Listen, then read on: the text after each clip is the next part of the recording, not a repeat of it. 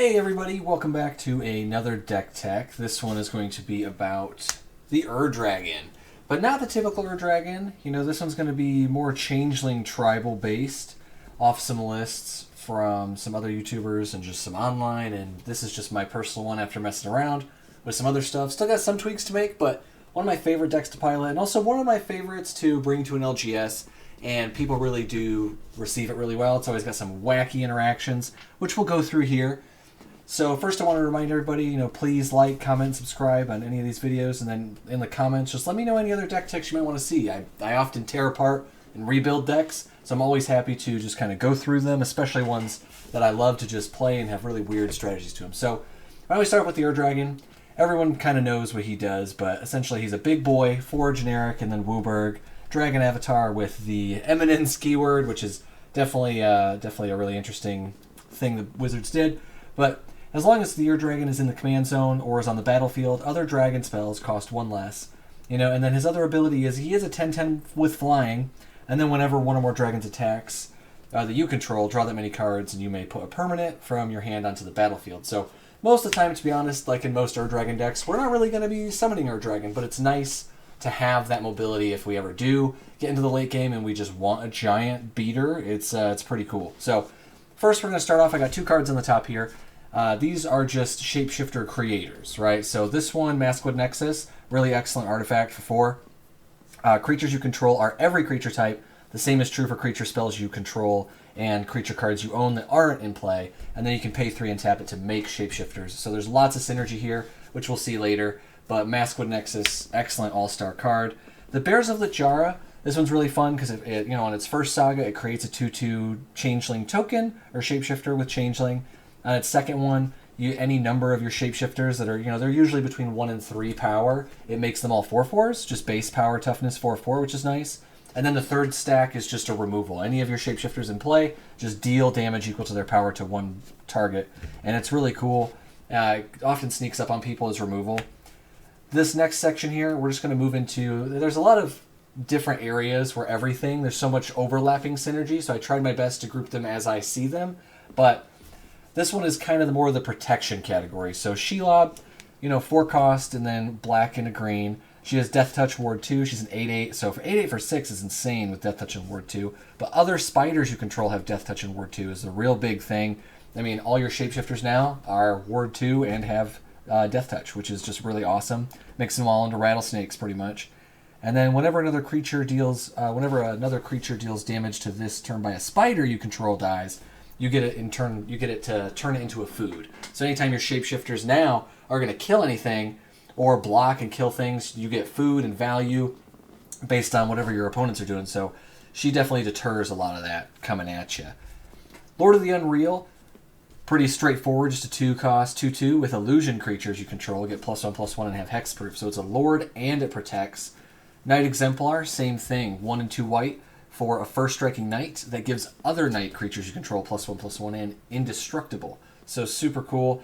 You have a wide board of changelings, so you play your Knight Exemplar, and now they have to get rid of this before they can get rid of the rest of the stuff. And then if you overlap effects, it's just the synergy gets really interesting. Drugskull Captain is pretty much just another copy of our illusion, but a little bit more expensive, but it does give other spirits +1/+1 and hexproof. It is a flyer itself. Magda is just such insane ramp. So she's going to be starting off our ramp plan. So she gives other dwarves +1/+0, which I often forget because I'm really focused on when a dwarf you control becomes tapped, create a treasure token. Because in all honesty, you're just going to be doing that so much. You swing with these small evasive changelings, and then every time they become tapped, now you just get benefits and they're getting buffed. They're indestructible. It's crazy. But yeah, you get to just make a bunch of treasures and ramp, and Magda's just so excellent at the early game, just getting your engine rolling and online. And then she does have the ability where you sacrifice 5 treasures, go get a dragon card, which could be any of our changelings that we might want, like we'll mention later, like Morophon, or some of the win conditions that we might have here. So, getting us into Dragon's Horde, this is just a 3 mana rock, but the really interesting part in here is anytime you anytime a dragon enters, you don't even have to use this to play it, but you put a gold counter on it, and then this is now ramp and card draw. So really excellent here. Catilda Dawnheart Prime, she's a white and a green, And then she gives human creatures the ability to become dorks. So now all of your shapeshifters have the ability to tap, add 1 mana of any color, and then she can also just distribute +1/+1 counters on all of your board if it's getting pretty wide. So that's really nice. Gemhide Sliver, pretty similar lines. You know, instead of humans, it just turns them all, they're all slivers anyway, so you just make them all mana that way. And this is just another copy with a different name, so we can just have all of our shapeshifters become slivers, and then they're all little mana dorks. Chromatic Lantern, it's a 5-color deck. In this mana base, you know, I have 2 or 3 5-color decks. This one's more thematic in its mana base, so I like to have Chromatic Lantern just to help out with colors. Malcolm, Keen-Eyed Navigator. So this one is just kicking off into, you know, more ramp, more good stuff here. But it's so interesting. Just when one or more pirates you control deal damage to one of your opponents, you create a treasure token for each opponent dealt damage. So he's a flying pirate already, so often you're going to get through with Malcolm. But, you know, you have evasive beaters in terms of your pirate shapeshifters and just make some more ways to get treasure. And then Harabaz Druid, the ally mechanic in this is so funny. It's so fun to just... Harabaz Druid can just ramp out of control so quickly. Just for 2-drop, 0/1, add X mana of any one color, where X is the number of allies you control. Just gets insane. This one's a newer one. I mean, not from, you know, they're releasing sets pretty quickly, but it's a newer addition, at least to this deck, is Poetic Ingenuity. I messed around with it a little bit. It seems really good. You know, whenever one or more dinosaurs you control just attacks, they don't even have to get through. So if you have that indestructible board, or, you know, you're going to bounce off, it doesn't matter. You're just after the attack trigger to create treasure tokens. And then whenever you cast an artifact spell, create a 3/1 dinosaur. That really doesn't happen much. You know, that's not really what it's in here for. The Indomitable. This one is another new ad. I've been testing it out. You know, I know the card's really good. I have a lot of fun playing with it in some other areas, but seemed pretty good here, because whenever a creature you control deals combat damage to a player, draw a card. So it seems like it shares a lot with, like, Biden of Thassa, but I really like it for its last ability, where you can cast the Indomitable from your graveyard as long as you control 3 or more tapped pirates and or vehicles, which you will have a pretty easy ability to cast it from your graveyard if you're looking for the pirate way. And it's just a 4-cost 6/6 with trample. So crew 3 is not that hard to do. Mass Appeal. This is just draw a card for each human you control. Just for 3 mana, you know, you can often, I mean, a 3 mana draw 3 would be good, and this is often more than a draw 3. So really cool stuff. Unesh, the big old Sphinx boy. So he is a 6-cost 4/4 flyer, but he makes all your Sphinxes cost 2 less to cast.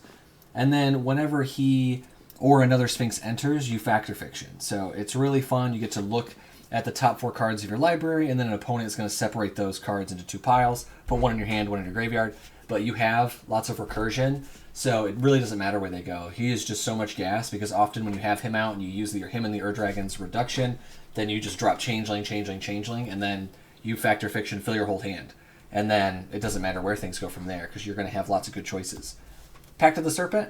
This is just another typal draw spell, you know, 3 mana, and then you just target player draws X card, loses X life, where X is the number of creatures they control of the chosen type. So it's also, I mean, it's modular in the way that, you know, if you're going up against another typal deck, like a sliver deck, just because that's one of the ones that came to my head, if they're low, you could even kill them with this, just because it's target player.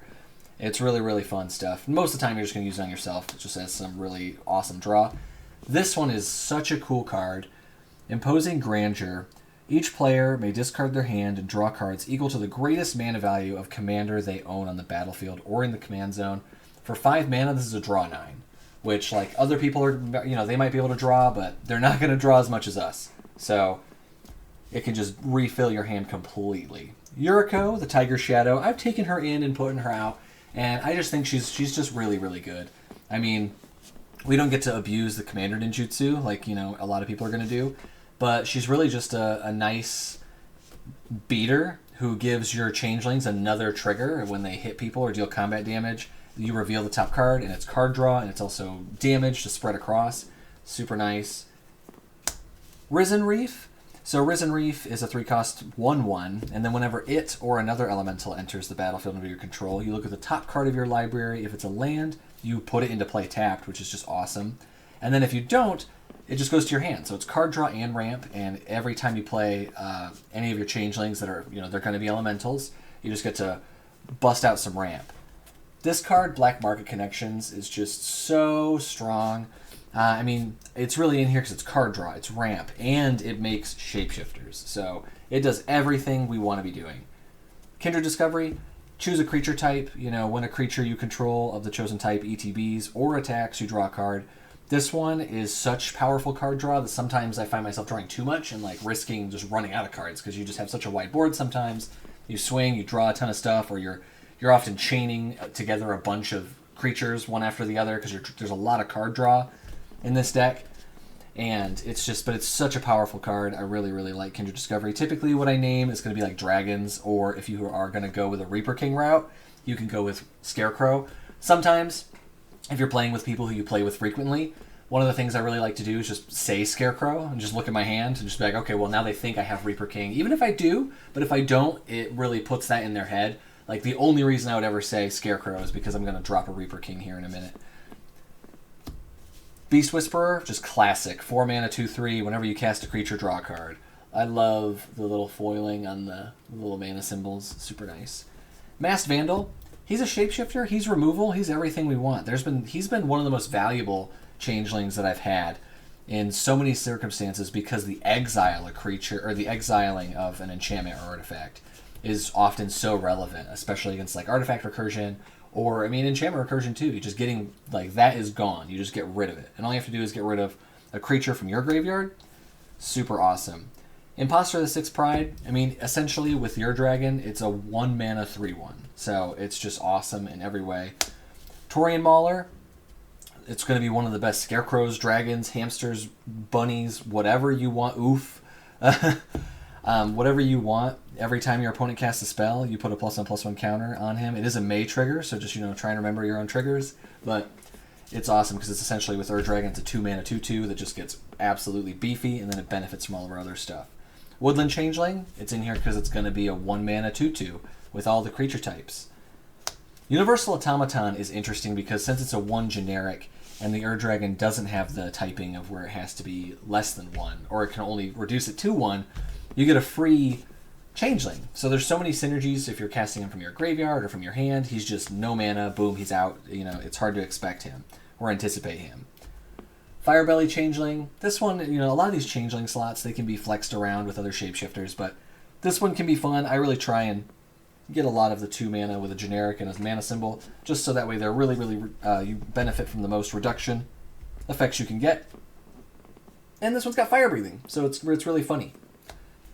Skeletal Changeling, this one's good just because, yet again, we're looking up here at the cost, and then just the ability to regenerate him if you ever need to is just added onto that cake there.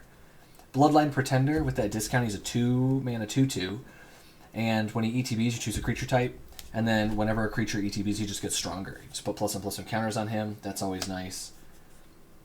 Mirror Entity, this one is a very, very good card. He can either become a huge buff for your whole board, or in some circumstances, if there's like a mass exiling effect, because we do prefer our creatures in the graveyard, and they're all going to die anyway, you could like drop them all down to 0 and just kill them all your own way before they get exiled. So there's a lot of really good effects, and Mirror Entity just helps enable a lot of different things. This is a 4 mana 2/2, but it's 2 for 1. When a regular cohort ETBs, he creates a 2/2 colorless shapeshifter creature with Changeling. So just a board presence. Unsettled Mariner. So I was going to put him in the protection slot, but I mean, he's also a Changeling, so it's really, really awesome. I mean, whenever you or a permanent you control become the target of a spell or ability an opponent controls, counter that spell unless they pay 1. So it essentially gives everything like Ward 1. It's really cool. Moriette of the Frost. This is a newer one. Not a newer card, but a newer addition to the deck I'm trying out, just because I really I took less payoffs of shapeshifters and tried to add more density of shapeshifters because I found myself often having a lot of different variables and like they had to be X, Y, Z different creature types and not enough changelings to benefit from it. I think the new ratio really works, but this is one of the newer ones I'm testing out to see how well this goes. But essentially when it comes into play, you can have it copy of any other permanent you control, except it's a legendary in snow in addition to its other types. If it's a creature, it gets a little bit stronger, but it can it can double up on maybe one of your stronger permanents that you might be looking to get into here. Moth Dust Changeling, just a 1-mana 1/1 that can get flying, but the one real cool synergy here is you may tap an untapped creature you control, it gains flying, so you can tap creatures. If you have tap synergies like Magda out, you can just tap your board, give it flying a bunch of times, and then just, there you go. You get a bunch of treasure, so you can help with ramp, in addition to just all the other synergies that you get. Avian Changeling, pretty simple here, just a flying changeling, and it looks really strange, so really fun. Realm Walker, anything that lets you like look at the top of your library, I mean, it's just super funny and helpful just because it's really good value to know what to expect and to plan that extra card every turn. And, you know, when he comes into play, you can look at the top of your card, but the big thing is you can cast creature spells of the chosen type from the top of your library. So just really depends on where you want to go, but he's a very excellent little creature here. Venomous Changeling, I mean, he's just a Death Touch Changeling. He's really good in the early game because, you know, while you're trying to set up, he's just a value piece because he's going to benefit from all your other Changeling synergies, but just having Death Touch is so nice. Same thing here. It's just it's a 1/4 for 3, which is great, and then you can make it stronger if you need to, but really it's just a flying blocker that gets in the way. Chameleon Colossus, this one's really fun. I just, you know, it's just one of those flex slots, but I really like the foiling on this edition here. And Protection from Black it's come in handy a bunch of times, and no matter where you look at it, it's still a 4-mana 4/4, so that's just nice. I mean, it's actually a 3-mana 4/4 with your dragon. Shapesharer. This is one of the more powerful changelings that you have that people are probably going to, you gotta be careful when you play this and Mirror Entity, things like that. People definitely will see that this is a pretty big and scary card just for the ability of target Shapeshifter becomes a copy of a target creature you control. So you can definitely line up some pretty powerful effects. Amoeboid Changeling. This one's pretty fun. It can be like anti-tribal in some way. You know, target creature lose all creature types until end of turn, so you can mess with other people's stuff, or you can mess with your own stuff, but most times it's just a pretty cheap Changeling.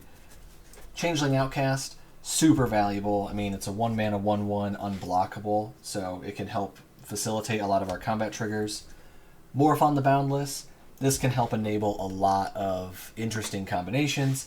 You know, you choose Scarecrow, then Reaper King is, you know, he gets that discount there. And then you just can start looping a bunch of stuff here. There's a bunch of different ways that we can interact with this card. We have Hakan in the deck. So you can get a discount with this, and then you can start playing things from your graveyard with all the discounts, and you can really just go crazy. Awesome card. Reaper King. We mentioned him earlier. You know, he buffs all of your changelings by +1/+1, or all your scarecrows, really. But what we're really in here for is whenever another scarecrow enters play, destroy target permanent. You know, they got a Glacial Chasm, they got hard-to-remove permanents like enchantments or lands. You can just blow them up. No, they don't. Exterminate. Doctor Who had some fun stuff, and Exterminate is definitely one of the ones I saw for this deck, just because you tap an untapped Dalek you control to replicate. And then if you have a big board, you can just play Exterminate, tap all your changelings, just blow a bunch of stuff. And they're going to lose life, lose the creature, lose the 3 life. Really awesome. For 3 mana, it's pretty great. Crib Swap. This is one of the cards you can loop with Morophon and Hakan. You know, you can exile everything. Oh, well, not everything, but all creatures and play the, you know, anything that's a problem for you. And it's a tribal instant. So you can do it in response to somebody doing something crazy and just Crib Swap it out and just go nuts. Here's some interesting stuff. I believe I have like 2 or 3 cards here. This is going to be our tutoring section. I don't really run a lot of tutors, but there were some funny ones to run. Dwarven Recruiter is often just like, you know, you dump your hand and, I mean, it says any number of dwarf cards. So most times what you do with Dwarf Recruiter is you facilitate that next turn where you're going to dump a bunch of changelings out. You just have Dwarven Recruiter and you just go boom, just go fetch as many as you want. If you have a recursion spell in your hand, you might even just go way overboard and just dump the rest and plan for another turn. But it really helps you. I always use him to get Magda if I don't have her, and then just some other cheap changelings, and just set up a board presence. Because 3 mana for a 2/2, go get all your dwarves. Awesome. Cataran Summons. This is a really funny one. 1 black mana. You search your library for a mercenary card, reveal that card, put it into your hand, then shuffle your library. Super fun stuff. You can go get any of your changelings, put them in your hand. You know, if you have a con and you have that in Crib Swap and you need Morophon to get the infinite for free, then you go get it. Super fun stuff there. Realm Breaker, the Invasion Tree. This is a really interesting mechanic. I have yet to actually pull it off. I've gotten, like, there's been 2 separate occasions where I've been 1 mana short, and I mean, but you do telegraph what you're going to do pretty clearly. It's really in here not for the 10 ability. It's really in here for the... It's a 3 mana, helps you just ramp off your opponents. You know, you get them to mill and put a land card from their graveyard onto the battlefield tapped under your control. There's a lot of graveyard play in my local meta, so I think it helps a lot just because, I mean, you're milling them anyway, but you also just get their stuff. And the 10 mana ability where you sack it and go get any number of Praetors into play, I mean, that's just crazy. That'd be all your changelings at once. Dr. Ian Malcolm. So I put together Atla Palani, back together, I guess, after a while of not playing her, and then I took her apart again just because, yeah, she's busted. She's so busted. You know, it's so consistent and so funny, especially, you know, as soon as you get that egg out and people don't know how to get rid of it or don't know how to interact with Atla or that they should just remove her, you can just like, boom, here's a Tali, here's Blightsteel, here's all Avacyn, these crazy cards. But in here it's really fun because it helps facilitate your stuff because all of your changelings are eggs. So you just have her out and she's going to be making eggs, but you don't have to worry about blowing them up. It's just protection and incentive for your opponents to maybe swing the other way. And you get to play Dr. Ian Malcolm, you know, which is fun. Breaches. Dude, this new Breaches from Ixalan, or from Lost Caverns of Ixalan, really, is just nutty. You know, I mean, look at that. First strike, whenever a pirate you control attacks, choose one that hasn't been chosen, create a treasure, that's the best one, and then also target creature can't block. Really helps. And for 3 mana, for a 3/3 that just helps get your other stuff through, is super good. Cloud Shredder Sliver. This is just a huge buffer. You know, all your sliver creatures you control have flying and haste. Just nice. Get up in the air, get up there, help them out, get rid of stuff. Peer Pressure. Peer Pressure is one of the ones that I think is just so funny and one of the fun ways to play this deck. I've got so many stories about, you know, you're playing a super unique commander or whatever, and then you just take it. You know, Peer Pressure. I've done it to, like, my favorite one is an Atraxa. You know, it's just someone was playing an Atraxa Super Friends deck, and then you're just like, okay, well, I actually have more of that creature than you, so I'm just going to take Atraxa now. It's super fun. But essentially what it does, 3 mana and a blue, sorcery speed, choose a creature type. If you control more creatures of that type than any other player, you gain control of all creatures of that type.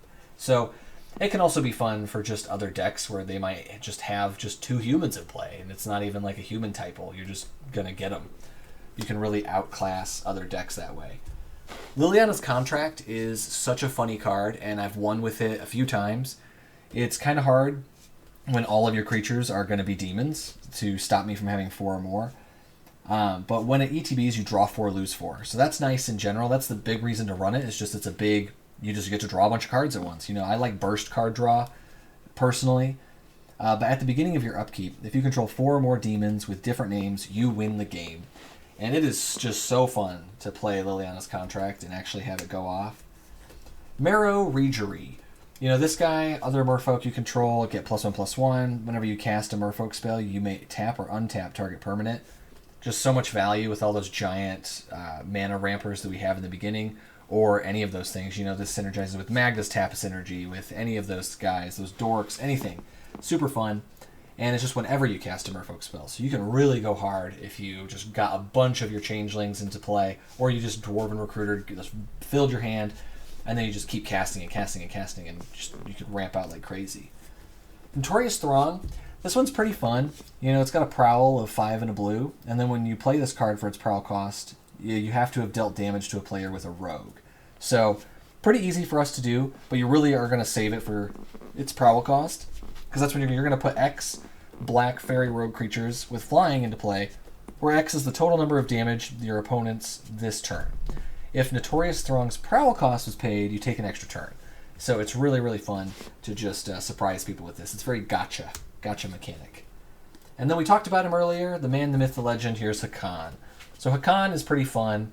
He's definitely really interesting in the way that, you know, you don't get to see him come out a lot. At least I don't. I'm one of the only people I know who play him in anything. But you can only play him from the graveyard. So it can be a little tricky to ditch him, but there's like a lot of those mechanics. You know, we draw a lot of cards, so often we'll have to discard at the end of turn. Just discarding Hakan it's a really easy way to get rid of him. But as long as he is in play, you may play night cards from your graveyard. So you can really loop a lot of your changelings or, you know, any of that kind of stuff, get recursion in that way. But when he's put into a graveyard from play, you lose 2 life. Not really too big of a deal there. Scourge of Valkus. This is definitely one of the bigger win cons. Same thing with Dragon Tempest. So these two right here are just so good. You know, whenever Scourge of Valkus or another dragon ETB, deal X damage, target player, where X is the number of dragons you control. And then same text right here, whenever a dragon enters play, you do the same stuff. This one does give your flying creatures haste, so that can be nice, but really they're here for static effects, so that every time you cast a changeling, you can just ping everybody down. Really, really nice with those two effects. Living Death. We're in Recursion now. Recursion territory. So, Living Death, you know, I mean, your deck is going to be built for it. You have run so many creatures, so essentially you're just going to swap creatures that are in play with creatures that are in the bin. So it's definitely, it's you know, it's an effect that can benefit your opponents, but you're often suited more towards this to get more benefit from it. So, but it's really nice. Most times it's a board wipe or right after a board wipe, and then you're set up so much more than other players are. Storm of Souls. Storm of Souls is just such an interesting card. You know, you return all creatures from your graveyard to the battlefield. This one is only for you, so that's a really huge benefit. And yeah, they're 1/1 spirits with flying, in addition to other types, but I mean, the flying part is excellent. And then you have so many buffs to your changelings that they're not just going to be 1/1s. They're going to be kind of big, and you're really looking for all the effects that stack on top of each other. That's what makes the deck so annoying to deal with. So that's a lot of the permanent stuff, you know, like that's a lot of the deck mechanics. This is going to be into our land base. You know, I said it was really thematic, and yeah, I love getting to play these lands because they're just so funny, and people really do enjoy seeing them because I think at Commander, yeah, you want to win, yeah, you want to have fun, but nothing is more fun than like when you bring a deck and people are like, whoa, what does that card do? That's so weird and strange. I love it. At least that's how I feel. So Secluded Glen is part of these series of lands where it's a dual color land. It can come into play untapped if you show a certain creature type. So this one is a fairy. So you show a fairy, doesn't have to come into play tapped. Annie's Hovel is a black-red one where you have to reveal a goblin. Murmuring Bosk is one of the really cool ones where it is, you know, ETB's tapped unless you reveal a tree folk from your hand, but it can tap for 3 colors. It's green predominantly, and then it can damage you for black or white. This one isn't in that, but it's really funny. Griffin Canyon, it's just add 1 colorless mana, but the fun thing is to untap target Griffin, and that Griffin gets +1/+1 until end of turn. Sorry, you can't really see it, and it's such a funny card. Yeah, untap target Griffin, and that Griffin gets +1/+1. So funny. Such a funny card when it comes to it. Just, you know, you untap one of those big untap effects or something else like that. This one's Ancient Amphitheater. So Ancient Amphitheater, you reveal a giant card, and if you don't, it comes into play tapped. Command Tower. Classic. I don't know how it got in there. It's supposed to be in a different section, but everybody knows Command Tower. Fortified Beachhead. This one is if you reveal a soldier from your hand. It doesn't do anything. And then it also, you can pay 5 and tap it, and soldiers get +1/+1 until end of turn, but I don't think I've ever done that. Flamekin Village, pretty simple. You got to reveal an elemental card from your hand. This one does have more utility value in the way that, you know, you pay a red and tap it, and target creature gains haste until end of turn. So that's definitely more valuable than some of the other ones that do something like that. Wanderwine Hub is for merfolk. So, you know, it's Azorius, you reveal a merfolk, can come into play untapped. Guiltleaf Palace, this is you got to reveal an elf card. Reflecting Pool, add 1 mana of any color to your mana pool. So this is around the area where Command Tower probably should have been, but, you know, it's whatever. World Tree, this one's pretty fun. I don't like that it comes into play tapped. I'm not a huge fan, but I do like that it helps with mana eventually. But the big thing is, for 2 of every color, you can sack it and go get any number of gods and put them into play. It's just another tree effect. I mean, you know, they're very similar cards, so pretty fun on that one. Unclaimed Territory, you know, one of the classic typal cards. You know, when ETBs choose a creature type, add 1 mana of any color spent to cast that creature type. That's along the same lines as a few of them. Mutavault. Mutavault's a good one. Love the art of this one. But it's a changeling. So, I mean, that's what you want, right? Creature with all creature types till end of turn, still a land. Benefit. Ally Encampment. This one, you add 1 mana of any mana or any mana color to cast an ally, and then you can sack it to return target ally you control to its owner's hand. So it can also help protect you. Forbidden Orchard. This is, you know, I probably prefer not to run a Forbidden Orchard, but at the end of the day, you just got to do what you got to do. And when you tap Forbidden Orchard, you give 1/1 spirits to other people. It can sometimes be a little bit political, but most times it's just giving them value for no reason. City of Brass. City of Brass, classic, you know, City of Brass. It becomes tapped, deals 1 damage to you. So it's just here to fix. Exotic Orchard, same kind of stuff, here to fix. Path of Ancestry, this one's really fun just because, you know, if it's spent to cast a creature spell that shares a creature type with your commander, scry one, you just get to, it's a scry land like all the time, so that's fun. These ones, this is definitely where I like to flex the most around, is just, I swap these in and out all the time, is lands, these tri-lands that don't have a type, but they do just really help with making sure you hit the colors that you need to hit.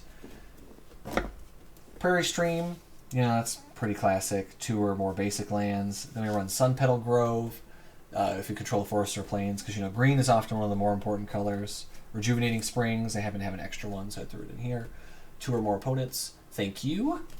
Copperline Gorge, this is 2 or fewer lands. And then we get into our basics. So I liked the Jurassic Park lands for this. I don't know why. I just love Jurassic Park. So we're running 1 plains, running the sweet side of this mountain with the T-Rex here. Super good. Love that one. Then we're going to run 2 islands. Love that one. We're going to run 2 forests with the Raptor Boys. And then with the Spinosaur. Got this awesome art here. Love it. But yeah, that essentially is my Changeling deck as I've been messing around with it. I have been playing around with the idea of the new Bruce Tarl. That guy seems pretty fun. I don't really know what to cut or what to do there, but there's definitely some interesting stuff from the new set that's really focused on that. But that's probably definitely like the biggest one I've been considering, just because Oxes get double strike. That's awesome. That's just so funny. I would just have to look and see kind of which one of the synergy pieces I want to cut to include that. But that will make it for today. Like I said, you know, if you enjoyed watching this, you enjoy my content, or you enjoy any of these deck techs, feel free to leave a comment, and I'll see if that's something that, you know, I'm able to do. I love building them in paper. I'm a paper magic boy, but happy to look at other aspects here. But outside of that, I am happy everybody enjoyed this, and I will see you all in the next one. Thanks. Bye.